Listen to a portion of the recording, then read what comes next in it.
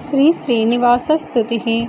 नमो देवाधिदेवाय वेङ्कटेशाय सर्गिणे नारायणाद्रिवासाय श्रीनिवासाय ते नमः। नमः कल्मषनाशाय वासुदेवाय विष्णवे शेषाचलनिवासाय श्रीनिवासाय ते नमः।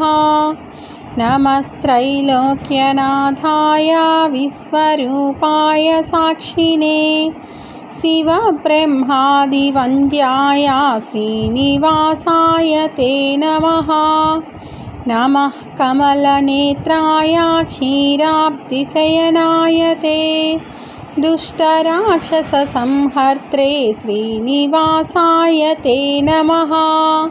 भक्तप्रियाय देवाय देवानां पतये नमः। प्रणतार्तिविनाशाय श्रीनिवासाय ते नमः। योगिनां पतये नित्यं वेदवेद्याय विष्णवे भक्तानां पापसंहर्त्रे श्रीनिवासाय ते नमः।